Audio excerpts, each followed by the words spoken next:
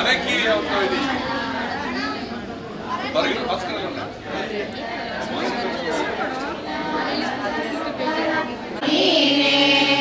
ಅಂದು ಅಮೃತ ನಟದಿಂದ ಮುದಿಸಿದ ವಿಷತನ್ನು ಹೊಂದಿಸಿದವ ನೀನೇ ಅಂದು ಅಮೃತ ಘಟದಿಂದ ಬರೆದು ಕೊಂಡ ಉಗ್ರನು ನೀನೇ ಇಂದಿರೇಶ ಶ್ರೀರಾಮನಾಮವ ಚಂದದಿ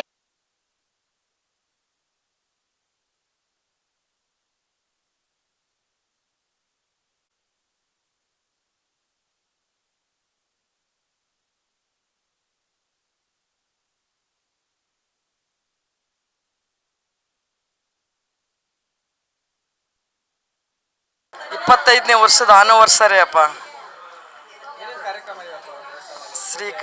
ಇವತ್ತು ಶ್ರೀ ಕಾಲಭೈರವೇಶ್ವರನ ಪ್ರತಿಷ್ಠಾಪನೆ ನೆರವೇರಿಸ್ತಾ ಇದ್ದೀನಿ.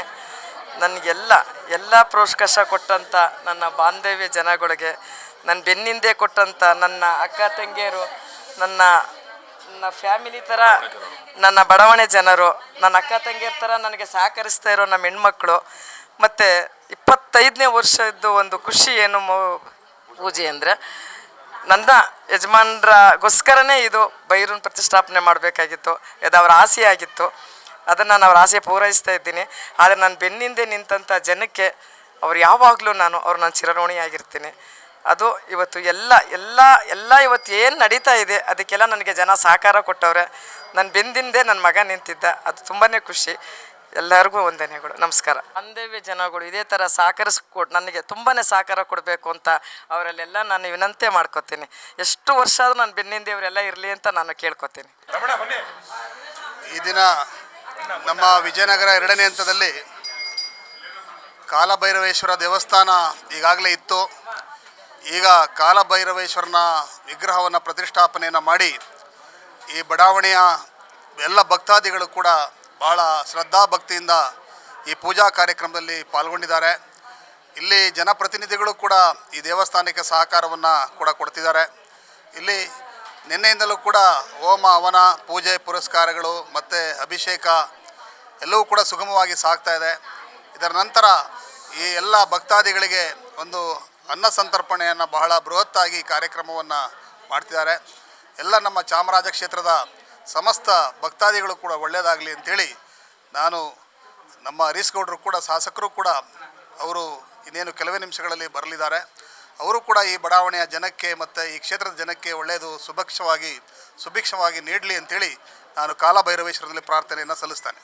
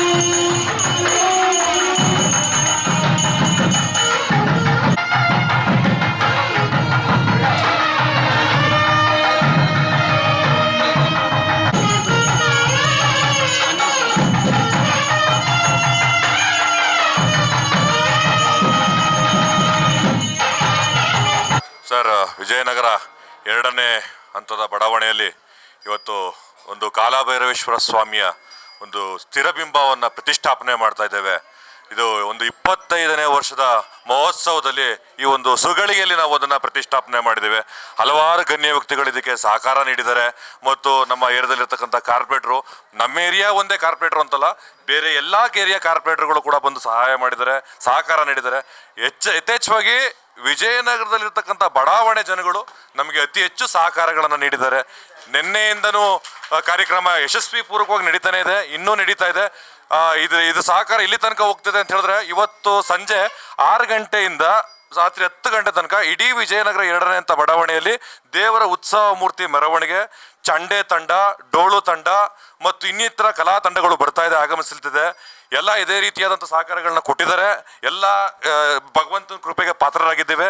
ಇನ್ನಷ್ಟು ಭಗವಂತ ಈ ಬಡಾವಣೆ ಜನಗಳಿಗೆ ಒಳ್ಳೇದು ಮಾಡಬೇಕು ಅಂತ ಕೇಳ್ಕೊತಾ ಇದ್ದೀನಿ ಈ ಮೂಲಕವಾಗಿ ಸರ್.